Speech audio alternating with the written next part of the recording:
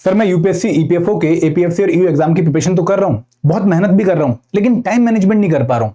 कई बार मैं किसी कंपोनेंट को बहुत ज्यादा टाइम एलोकेट कर देता हूँ और कई बार मैं किसी पर्टिकुलर कंपोनेंट को पूरे दिन में एक बार भी कवर नहीं कर पाता हूँ। तो मुझे समझ नहीं आ रहा है कि भाई मेरी स्ट्रेटेजी क्या होनी चाहिए, मुझे किस तरीके से अपना डेली टाइम या फिर जो 90 दिनों का पीरियड मेरे पास है उसको मैनेज करना चाहिए। तो दोस्तों इस वीडियो में मैं आप लोगों को टाइम मैनेजमेंट के बारे में बताना चाहूंगा कि भाई किस तरीके से आप इन 90 दिनों में और हर दिन में एक अच्छी प्रिपरेशन को अंजाम दे सकते हैं। तो वीडियो आप एंड तक पक्का देखिएगा। लेकिन आगे बढ़ने से पहले मैं आप लोगों से रिक्वेस्ट करूंगा कि अगर आप लोग यूपीएससी, ईपीएफओ के, एपीएफसी या फिर ईयू एग्जाम की तैयारी कर रहे हैं तो आपके पास हमारी एक कंप्रेहेंसिव गाइड बुक पक्का होनी चाहिए, because this is the one stop solution for all the information regarding APFC and EU examination. कि भाई ईपीएफओ है क्या, एपीएफसी क्या है, ईओ क्या है, इसका डिकोडेड सिलेबस क्या है, इसके सॉल्व पीवाईक्यूज कहां से मिलेंगे, आपको हर चीज एक ही जगह पे मिल जाएगी और इसका लिंक आपको इस वीडियो के डिस्क्रिप्शन में मिलेगा और ये आपके लिए बिल्कुल फ्री है, आप इसको 0 रुपीस में डाउनलोड कर सकते हैं।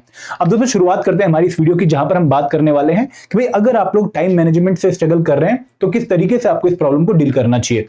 दोस्तों बहुत सारे बच्चों के मन में बहुत सारे सवाल होंगे कि सर मैं डेली टारगेट सेट करके प्रिपरेशन कर रहा हूं, लेकिन मैं डेली टारगेट मीट ही नहीं कर पा रहा हूं। मुझे समझ ही नहीं आ रहा कि मैं इतनी मेहनत करने के बावजूद भी अपने जो डेली टारगेट है हर एक कंपोनेंट के, उनको अचीव क्यों नहीं कर पा रहा हूं। कुछ बच्चों का डाउट ये है कि सर मुझे समझ नहीं आ रहा है कि भाई मैं एक दिन में डिफरेंट कंपोनेंट्स को कैसे मैनेज करूं। मुझे तो ऐसा लगता है कि भाई मुझे एक कंपोनेंट को ही पूरे दिन में पढ़ना चाहिए, मुझे मल्टीपल कंपोनेंट्स लेके नहीं चलने चाहिए क्योंकि मुझसे वो हैंडल ही नहीं हो रहे। और क्या ये स्ट्रेटेजी सही रहेगी कि भाई मैं एक ही कंपोनेंट को पूरे दिन में प्रिपेयर करूं। कुछ बच्चों को डाउट ये आ रहा है कि sir I spend too much time on some parts and neglect other. मैं कुछ पर्टिकुलर कंपोनेंट को तो दिन में बहुत ज्यादा टाइम एलोकेट कर देता हूं, 5-5, 6-6 घंटे पढ़ लेता हूं, लेकिन कुछ पे मैं 1 घंटा भी नहीं डिवोट कर पा रहा हूं, जबकि मैंने पूरे दिन का शेड्यूल बना रखा है कि मुझे हर एक कंपोनेंट पे 2-2, 3-3 घंटे देने हैं, बट किसी पे 5 और किसी पे आधा घंटा। इस तरह की चीजें मेरे साथ हो रही है, तो मुझे कैसे मैनेज करना चाहिए। एक और डाउट क्या है कि सर मैं सिलेबस कवर तो कर रहा हूं, लेकिन रिवीजन कैसे प्लान करूं ये समझ नहीं आ रहा है। मेरी टाइम मैनेजमेंट इतनी इस टाइम खराब है कि मुझे रिवीजन और सिलेबस कवरेज को है मैनेज करना नहीं आ रहा। तो किस तरीके से चीजों को हैंडल करूं। तो फिर प्रॉब्लम सिर्फ आपके साथ नहीं है, ये लगभग हर एस्पिरेंट के साथ है। तो यहां पर मैं आप लोगों को उसके कारण बताना चाहूंगा कि भाई क्यों हम अपने टाइम को मैनेज नहीं कर पा रहे हैं और किस तरीके से हमें इस प्रॉब्लम को डील करना चाहिए। तो कुछ बेसिक रीजन है जिसकी वजह से हम अपने इस टाइम मैनेजमेंट की प्रॉब्लम से स्ट्रगल कर रहे हैं। सबसे बड़ा रीजन क्या है कि भाई हमने अपने लिए ओवर एम्बिशियस टारगेट बना लिए हैं। देखो जब आप इस एग्जाम का सिलेबस देखते हो ना, हर बच्चा जब इस एग्जाम का सिलेबस पहली बार देखता है तो बहुत वास्ट सिलेबस है। आप लोगों को पता है कि भाई 14-15 कंपोनेंट प्रिपेयर करने हैं और उनमें कुछ कंपोनेंट ऐसे हैं like accountancy, IR and labour law, Indian polity, modern history, Indian culture, journal science, जहां पर बहुत ज्यादा सिलेबस है, कोई लिमिट ही नहीं है प्रिपरेशन करने की। तो आप लोगों को ये पता लगता है कि भाई 100 दिनों के अंदर मुझे इतना सारा सिलेबस कंप्लीट करना है, तो आप अपने लिए जो टारगेट बनाते हो कहीं ना कहीं अनरियलिस्टिक हो जाते हैं, इम्प्रैक्टिकल हो जाते हैं कि भाई मैं 15 दिनों के अंदर पूरी पॉलिटी कंप्लीट कर लूंगा, मैं 15 दिनों के अंदर पूरी अकाउंटेंसी कंप्लीट कर लूंगा, मैं 15 दिनों के अंदर सारे 12 के 12 लेबर लॉ और 4 लेबर कोड कंप्लीट कर लूंगा, मैं अगले 15 दिनों में पूरी इंडियन कल्चर हिस्ट्री प्रिपेयर कर लूंगा। दूसरे टारगेट 3 घंटे अगर आप डेली दे रहे हैं और 15 दिन में कवर करने की कोशिश कर रहे हैं तो कहीं ना कहीं नेक्स्ट टू इम्पॉसिबल है। जो बच्चा जिन्होंने इन कंपोनेंट्स को पहले पढ़ा भी हुआ है उनके लिए भी 15 दिन 3 घंटे में इन कंपोनेंट्स को रिवाइज करना मुश्किल है, तो आपके लिए तो जो नए सिरे से कवर करना है वो तो और भी मुश्किल होगा। तो ये ओवर एम्बिशियस टारगेट मत बनाइए, ट्रस्ट मी, ये आपको परेशान ही करेंगे और आपको फ्रस्ट्रेट ही करेंगे। तो यहां पर कोशिश हमारी ये होनी चाहिए कि भाई हम ऐसे टारगेट सेट करें जो कि हम अचीव कर पाए। देखो टारगेट सेट करना गलत बात नहीं है, लेकिन अचीवेबल टारगेट सेट करना सही बात होती है, ना कि अनअचीवेबल टारगेट जिनको आप अचीव ना ही कर पाओ। तो उन टारगेट को सेट करने का फायदा ही नहीं है। तो यहां पर आप ये टारगेट बना सकते हो कि देखो भले ही मैं थोड़ा कम पढ़ूं, लेकिन मुझे 20 दिनों में 3 घंटे देके पॉलिटी के सारे इंपॉर्टेंट टॉपिक कवर कर लेने चाहिए। फिर मुझे अगले 20 दिनों में 3 घंटे डेली देके इंडियन कल्चर, मॉडर्न हिस्ट्री के जितने भी इंपॉर्टेंट टॉपिक है वो सारे कवर कर लेने चाहिए। तो आप यहां पर एक तो अपना इंपॉर्टेंट टॉपिक वाला स्कोप नैरो डाउन करके आ गए हो, प्लस आपने नंबर ऑफ डेज बढ़ा दिए हैं। तो यहां पे हमेशा कोशिश ये करो कि आपके टारगेट ओवर एम्बिशियस ना हो।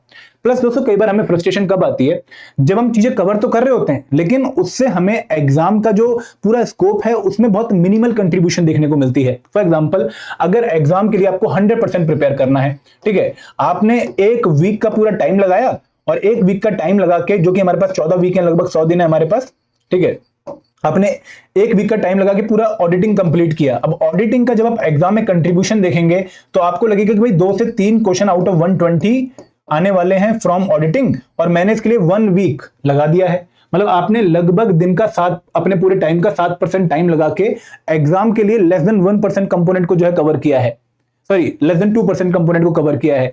तो अगेन ये एक अच्छी जो है रिटर्न ऑन इन्वेस्टमेंट नहीं है। तो अगर मान लो आप 2 वीक लगा के, 2 वीक्स लगा के आप जर्नल इंग्लिश पूरा कंप्लीट करते हो, मतलब आपने अपने टाइम का लगभग 14% टाइम लगाया और आपने कितना जो है टारगेट अचीव कर लिया, भाई 20 क्वेश्चन आउट ऑफ 120 एग्जाम में आप टारगेट कर पाएंगे, तो ये एक अच्छी डील है। ठीक है, यहाँ पे आप लोगों को पॉजिटिव रिटर्न देखने को मिला, मोर देन 10% आपने टारगेट कवर कर लिया, ऑलमोस्ट 14% आपने टारगेट कवर कर लिया है, तो ये एक अच्छी डील है। तो इस तरीके से आपको प्रायोरिटाइजेशन अपनी अच्छी करनी पड़ेगी, और हम ये नहीं करते हैं तब भी हमें बाद में परेशानी होती है। हमें लगता है कि भाई मेहनत तो बहुत करी, हमने एक वीक 3 घंटे डेली ऑडिटिंग पढ़ा, लेकिन उसका आउटपुट क्या निकला, बहुत कम निकला। तो एक पुअर प्रायोरिटाइजेशन भी हमें कई बार फ्रस्ट्रेट करती है, और ये भी एक पुअर टाइम मैनेजमेंट का सिंबल होती है।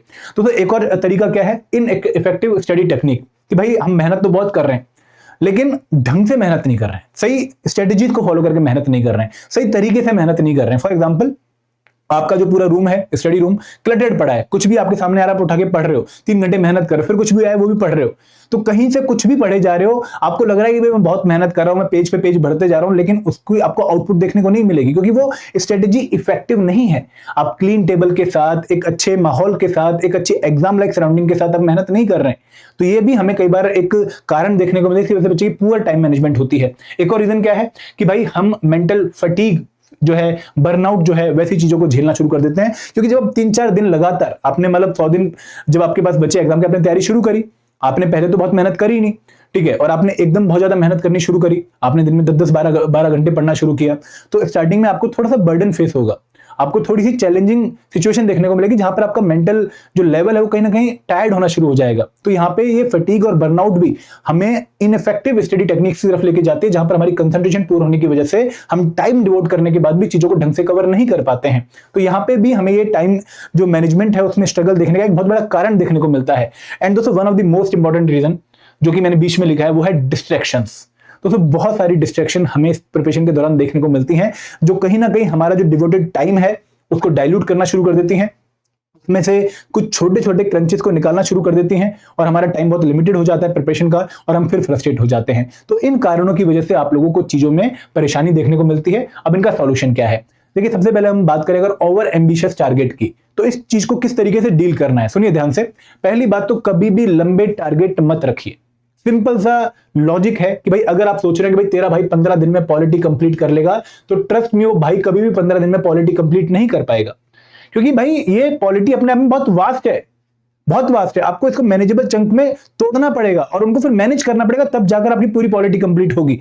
अब जब आप इसको तोड़ते हो भाई 20 दिन में मुझे पॉलिटी कंप्लीट करनी है, जहां पर पहले 2 दिन मुझे कॉन्स्टिट्यूशनल फ्रेमवर्क कवर करना है, फिर लगभग 3 दिन मुझे फंडामेंटल राइट्स डीपीएसपी कवर करने हैं और ड्यूटीज कवर करनी है, फिर लगभग 2 दिन मुझे यूनियन एग्जीक्यूटिव कवर करने हैं, फिर लगभग 3 दिन मुझे इंडियन पार्लियामेंट कवर करनी है। जब इनको मैनेजेबल चंक में तोड़ते हैं और इनको अचीव करना शुरू करते हैं, तो आपको एक तो मोटिवेशन मिलती है, पॉजिटिव एनर्जी आपके पास आती है कि हाँ भाई मैं कुछ कवर कर रहा हूं, प्लस आपका ओवरऑल टारगेट मीट हो रहा होता है। तो यहाँ पे ये जो टारगेट है, छोटे छोटे टारगेट, मैनेजेबल टारगेट, इनको सेट करो। क्योंकि दोस्तों जब आप मैनेजेबल टारगेट पे जाओगे ना, फॉर एग्जांपल जब आप इंडियन पार्लियामेंट के लिए नंबर ऑफ डेज एलोकेट कर रहे होंगे, आप क्या देख के एलोकेट करेंगे कि भाई लक्ष्मीकांत की बुक में या फिर सर की जो कोर्स है वहां पर कितनी वीडियोस इसकी हैं, वहां पर कितने पेजों के नोट्स हैं इसके, वहां पर कितने क्विज के क्वेश्चन हैं, या फिर लक्ष्मीकांत में कितने पेजों का ये चैप्टर है, 60 पेजों का चैप्टर है, मैं 1 घंटे में लगभग 10 पेज पढ़ पाता हूं, तो मैं 2 दिन में जो है लगभग 60 पेज कवर कर लूंगा, फिर मैं इसकी प्रैक्टिस भी करूंगा, तो मुझे आइडियली 3 दिन चाहिए। तो आपने एक लॉजिकल मैनर में, एक रैशनल मैनर में अपने टाइम एलोकेट किया, तो ये टारगेट आप लोगों को सेट करना चाहिए इस तरीके से। फिर हर पर्टिकुलर टास्क के लिए स्पेसिफिक टाइम एलोकेट करिए कि भाई हाँ, अगर मैं 1 घंटे में 10 पेजों की एवरेज रखता हूं, तो ये 30 पेजों का चैप्टर मैं 1 दिन में कवर कर लूंगा, और फिर उसको स्ट्रिक्टली फॉलो करिए। दोस्तों आपके लिए रूल ये नहीं है कि भाई आप 3 घंटे के बाद भी उन 30 पेजों को कवर करने की कोशिश करते रहेंगे, नहीं।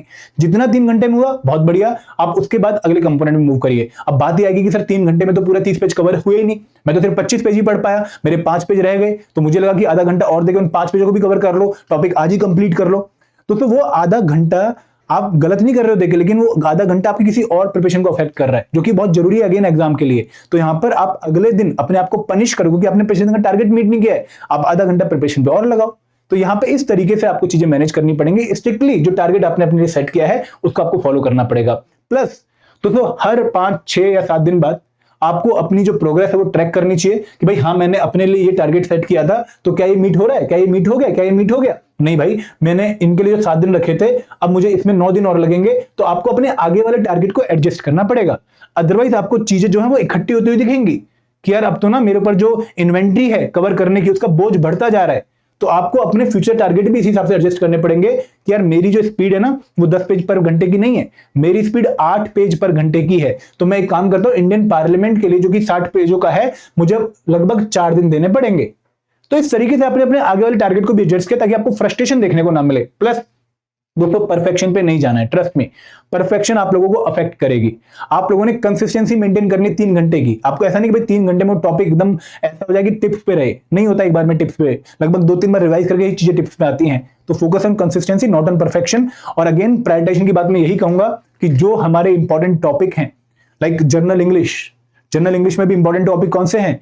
Sentence rearrangement, reading comprehension, idioms and phrases, synonym antonym, ये हमें प्रायोरिटी में प्रिपेयर करने हैं। फिर अकाउंटेंसी हो गया, आईआर एंड लेबर हो गया, देन क्वांट हो गया, ये हमारे टॉप प्रायोरिटी कंपोनेंट है। फिर उनके बाद 3 कंपोनेंट और हैं, general science, computer awareness, Indian polity, फिर इंडियन कल्चर हेरिटेज, फिर सोशल सिक्योरिटी। ऐसे ऐसे करके हमें 1 बाय 1 कंपोनेंट जो इंपॉर्टेंट है वो पहले और जो लेस इंपॉर्टेंट है वो बाद में कवर करने हैं। इसके बाद दोस्तों डिस्ट्रैक्शन की बात करते हैं। देखो डिस्ट्रैक्शन इनएविटेबल है, इम्पॉसिबल टू अवॉइड है। और डिस्ट्रैक्शन जनरली आपके जीवन में 2 तरह की हैं। एक डिस्ट्रैक्शन है जो कि इंटरनल डिस्ट्रैक्शन है, मतलब आपके वजह से ही आप डिस्ट्रैक्ट हो रहे हैं, आपका ही कोई रीजन है जिसकी वजह से आप डिस्ट्रैक्ट हो रहे हैं। फॉर एग्जांपल आप सोशल मीडिया यूज करना शुरू कर देते हैं, ठीक है। फॉर एग्जांपल आप जो है ओवर टाइम जो है किसी और चीज पे स्पेंड कर देते हैं जो स्टडी से रिलेटेड नहीं है। आप जिम में लगभग 1 घंटा लगाना होता है, आप 2 घंटे लगा के आ रहे हैं। डिस्ट्रैक्शन है एक्सटर्नल डिस्ट्रैक्शन, जिसके ऊपर आपका कंट्रोल नहीं है। जैसे घर में अचानक कोई बीमार पड़ गया, ठीक है, घर में कोई इमरजेंसी आ गई, उस वजह से आप जो है परेशान हो रहे हैं, उसकी वजह से आपकी डिस्ट्रैक्शन आ रही है। तो इनको कैसे डील करना है सुनिए ध्यान से। जब मैं इंटरनल डिस्ट्रैक्शन की बात करता हूं तो इंटरनल डिस्ट्रैक्शन में अगर आपके पास क्लियर कट टारगेट होगा डेली का कि भाई मुझे आज ये पढ़ना है और वो अचीव नहीं होगा, अगर आपने इधर उधर टाइम वेस्ट कर दिया, तो आप अपनी डिस्ट्रैक्शन को थोड़ा साइडलाइन करके पढ़ाई पे फोकस करोगे। अगर आपके पास क्लियर कट टारगेट नहीं, आपको इतना पता है कि भाई 15 दिन है, 15 दिन में पॉलिटी कंप्लीट करनी है, तो आप आज मजे करोगे कि भाई 14 दिन और पढ़ें, फिर कल भी मजे करोगे, 13 दिन और पढ़ें, हो जाएगा, 12 दिन पढ़ें, हो जाएगा। तो आप चीजें टालते रहोगे, प्रोक्रेस्टिनेशन पे आ जाओगे। तो यहां पर आप लोग अगर क्लियर कट टारगेट रखोगे कि भाई अगर मैंने आज का टारगेट मीट नहीं किया तो 14 दिन मेरे फिर उस टारगेट को मीट करने में हेल्प नहीं करेंगे, मेरा 15 दिन वाला टारगेट मीट नहीं हो पाएगा, तो मुझे आज ही करना पड़ेगा। तो ये डिस्ट्रैक्शन अभी साइड में रखता हूं, मुझे मेहनत पे अभी अपना फोकस करना चाहिए। फिर हमेशा याद रखिए कि भाई आप अगर किसी चीज को ज्यादा इंपॉर्टेंस दे रहे हो apart from studies, apart from this exam, तो आप क्या मिस कर रहे हो दोस्तों। आप किसी वजह से इस एग्जाम में आए होंगे, किसी का कारण एक अच्छी गवर्नमेंट जॉब पाना होगा, किसी का कारण रिस्पेक्ट पाना होगा, किसी का कारण प्रेस्टीज पाना होगा, किसी का कारण अपने लिए रिस्पेक्टेबल एग्जिट पाना होगा, स्टेबिलिटी पाना होगा। भाई अगर ये जॉब आप नहीं हैंडल कर पाते हो, नहीं इसको जो है आप क्वालिफाई कर पाते हो, तो कुछ तो मिस करोगे, फिर किसी और गवर्नमेंट जॉब की तैयारी करोगे। तो ये डिस्ट्रैक्शन जो अभी आपको बड़ी मजेदार लग रही है, जो अभी आपको एक अनुभूति अच्छी प्रोवाइड कर रही है, ये लॉन्ग टर्म में आपका एक बहुत बड़ा गोल आपको मिस करवाने में हेल्प कर रही है, जो कि मिस नहीं करना चाहिए आप लोगों ने। प्लस कामली हैंडल सडन डिस्ट्रैक्शन। देखो डिस्ट्रैक्शन इनएविटेबल है, ट्रस्ट मी, आएंगी, हर किसी बच्चे की लाइफ में डिस्ट्रैक्शन आती है, बट उनको बहुत प्रेशर के साथ नहीं हैंडल करना, बहुत नॉर्मली हैंडल करना है कि भाई हाँ ये आई, एकदम पैनिक नहीं हो जाना कि मैं तो पढ़ रहा था अभी क्या करूं, कैसे मैनेज करूं, नहीं, आराम से पैनिक कि ठीक है पहले अभी डिस्ट्रैक्शन को देख लेते हैं, इसको सॉल्व कर लेते हैं, इसको एक लेवल पे लेके आते हैं जहां पे मैं इसमें इन्वॉल्व ना भी रहूं तो भी चीजें सेट हो जाएं, और फिर वापस से अपनी प्रिपरेशन पे आ जाइए। देखो इस पर्टिकुलर डिस्ट्रैक्शन को कहीं ना कहीं एक बार अपने लिए शॉर्ट ब्रेक मान लीजिए कि भाई ये मेरी एक ब्रेक है, जिसके बाद मुझे जल्दी से रिफोकस करना है। प्लस दोस्तों हमेशा मेडिटेशन और फिजिकल एक्सरसाइज करिए ताकि आप अपने माइंड को रिफ्रेश कर सकें, और वही आपके लिए एक ब्रेक हो जाए, वही आपके लिए एक डिस्ट्रैक्शन हो जाएगी। भाई मुझे 1 घंटे जिम जाना है, मुझे 1 घंटे पार्क जाना है, वो आपको रिफ्रेशमेंट लगे। और यहाँ पे आप जो है एक पैरामीटर टेक्निक होती है कि भाई 50-60 मिनट पढ़े, 10 मिनट शॉर्ट ब्रेक ले ली, 50-60 मिनट पढ़े, 10 मिनट शॉर्ट ब्रेक ले ली। तो वो जो डिस्ट्रैक्शन आई है उसको 10 मिनट में डील कर लो, 50-60 मिनट जो पढ़ाई है उनको बिल्कुल भी इफेक्ट मत करो, और अपने आप को रिवॉर्ड दो। अगर आप डेली टारगेट अचीव कर रहे हो ना, मान लो आपने 3 दिन लगातार अपना डेली टारगेट अचीव किया, तो एक बर्गर बनता है, एक पिज्जा बनता है, ठीक है, एक पार्टी बनती है छोटी सी आधे घंटे की। तो यहाँ पे रिवॉर्ड अगर दोगे तो और मोटिवेशन आएगी। और अगर मैं एक्सटर्नल डिस्ट्रैक्शन की बात करूं तो अगेन तो एक्सटर्नल डिस्ट्रैक्शन को अवॉइड करने का सबसे पहला जो रीजन ये है कि भाई आपका स्टडी टेबल बहुत साफ सुथरा होना चाहिए। देखो अगर आपके स्टडी टेबल पे पॉलिटी की बुक भी पढ़ी है, हिस्ट्री की बुक भी पढ़ी है, अकाउंटेंसी भी पढ़ी है, उसके ऊपर जनरल साइंस भी पढ़ी है, उसके ऊपर जो है आईआर एंड लेबर लॉ की बुक भी पढ़ी है, आप पढ़ने बैठे आईआर एंड लेबर लॉ, ठीक है, पढ़ते पढ़ते ध्यान गया अकाउंटेंसी पे, अरे यार अकाउंटेंसी भी कवर करना था, डिस्ट्रैक्शन आ गई, जो एक फोकस बना हुआ था आईआर एंड लेबर लॉ पे वो अफेक्ट हो गया। तो आपको अपना स्टडी टेबल बिल्कुल क्लीन रखना है ताकि आप उस टाइम डिस्ट्रैक्ट ना हो। जो कंपोनेंट आप पढ़ रहे हो आपका पूरा का पूरा फोकस सिर्फ उसी कंपोनेंट पे हो। प्लस पढ़ाई के टाइम पे मोबाइल नहीं दोस्तों, ये वायरस है जो आपको बहुत परेशान कर देगा, ठीक है। जैसे हम एक रील देख रहे थे, वहां पे क्या था कि 2045 की रील थी। माँ खाना बना रही होती है, बेटा बैठा होता है, ठीक है, फोल्डिंग पे। तो माँ खाना बनाते हुए बेटे को कहती है कि बेटा खाना खा ले, जल्दी जल्दी खाना खा ले, फिर लाइट चली जाएगी, फिर हम परेशान हो जाएंगे। तो बेटा कहता है कि माँ हम इतने गरीब क्यों हैं। तो माँ फिर बैकग्राउंड में सोच रही होती है कि तेरा बाप जो है 2021 में रील देख रहा था, इस वजह से आज हम गरीब है। अगर वो रील ना देख रहा होता ना तो कहीं ना कहीं एग्जाम क्वालिफाई कर चुका होता। तो यहाँ पे मोबाइल फोन को साइड रखिए, ये आपको अभी जो है एक सडन जो है रिलीफ दे रहा है, बट लॉन्ग टर्म में आपको बहुत परेशान करेगा ये।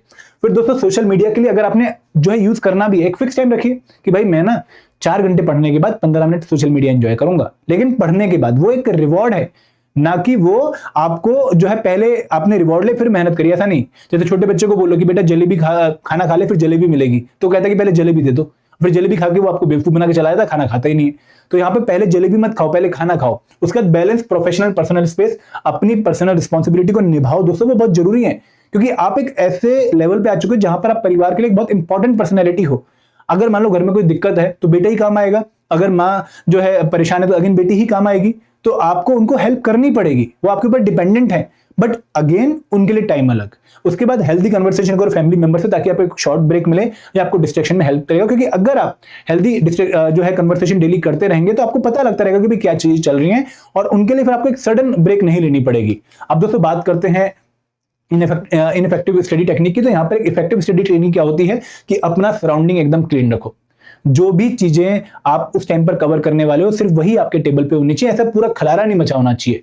इसके साथ साथ हमेशा पढ़ते टाइम, अगर आप वीडियो देख रहे हो, अगर आप नोट्स पढ़ रहे हो, या फिर अगर आप क्विज सॉल्व कर रहे हो, तो एक पेन और कॉपी आपके पास हमेशा होनी चाहिए। आप कुछ ना कुछ लिखो, ठीक है, आप इंपॉर्टेंट पॉइंट्स लिखते रहो, सिर्फ छोटे छोटे नोट्स लिखते रहो, भले इस पेज को बाद में फेंक दो, बट लिखना जरूरी है, क्योंकि लिखने से ना कंसंट्रेशन बढ़ती है।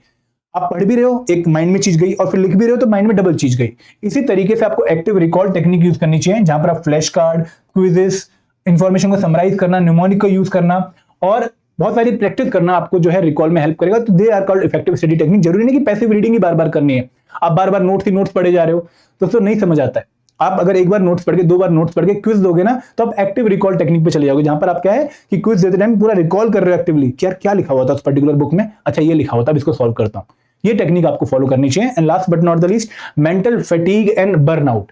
दोस्तों इसको डील करने के लिए आपको अपने आप को कहीं ना कहीं थोड़ा बहुत रिफ्रेश करता रहना पड़ेगा। कैसे भाई, एक शॉर्ट वॉक ले लो, ठीक है, एक अच्छा सा म्यूजिक सुन लो, या फिर फिजिकल एक्सरसाइज कर लो, या फिर आप अपने जो प्रिपरेशन है उसे छोटी छोटी ब्रेक्स लो, 10-15 मिनट की। एक वॉक पे चले गए, एक छत पे चले गए, थोड़ी देर पौधों को पानी दे दिया, थोड़ी देर एक अच्छी कुकिंग कर ली थोड़ी देर, ताकि आप वो जो प्रेशर है वो उसको रिलीज करते रहो। देखो एक कुकर है, प्रेशर कुकर, आप पढ़ते जा रहे हो, प्रेशर बढ़ता जा रहा है, क्योंकि आप नई चीजें गेन कर रहे हो, और एग्जाम का भी प्रेशर है, उसको रिलीज करना पड़ेगा 10-15 मिनट के लिए। तो ये चीजें आपको हेल्प करती हैं टाइम मैनेजमेंट करने में, ठीक है। तो ये एक वीडियो थी जहां पर मैं आप लोगों को सॉल्यूशन प्रोवाइड कर रहा था। एंड दोस्तों अगर आप प्रिपरेशन कर रहे हो और आप अभी तक किसी कोर्स का हिस्सा नहीं है, you can be part of our course. हमने आपके लिए डिफरेंट कोर्सेज लॉन्च कर रखे हैं, जहां पर अगर आपने हमारे ईपीएफओ के कोर्सेज को जो है अगर देखना है तो आप हमारी वेबसाइट पे जा सकते हैं। इसका लिंक इस वीडियो के डिस्क्रिप्शन में दिया गया है। यहाँ पे एक लाइव क्रैश कोर्स है जो हमने लॉन्च किया है उन बच्चों के लिए जो कि अभी प्रिपरेशन स्टार्ट कर रहे हैं। लाइव क्लासेस 1 सितंबर से स्टार्ट होंगी। टेस्ट सीरीज है जो कि आपको जिस बच्चे ने सिलेबस कवर कर लिया है उसको प्रैक्टिस एमसीक्यूज प्रोवाइड करिए, चैप्टर वाइज पर फुल लेंथ मॉक भी। फिर एक स्पेशल सब्जेक्ट कोर्स है जो उन बच्चों के लिए जो कि जीएस एंड क्यूआरई प्रिपेयर कर चुके हैं, लेकिन accountancy, auditing, IR and labour को प्रिपेयर नहीं किया है, वो इस कोर्स का पार्ट बन सकते हैं। और अगर किसी बच्चे को कंप्लीट कोर्स चाहिए, हर एक कंपोनेंट का कंप्रेहेंसिव सॉल्यूशन भी चाहिए, तो वो इस मास्टर कोर्स में आ सकता है। और दोस्तों अट्रैक्टिव डिस्काउंट आपकी वेट कर रहे होते हैं, यहाँ पर आप जाके इसको चेक कर सकते हैं। ये लिंक जो है पेज का वो आपको इस वीडियो के डिस्क्रिप्शन में भी मिल जाएगा। तो this is all from my side, thank you very much, जय हिंद।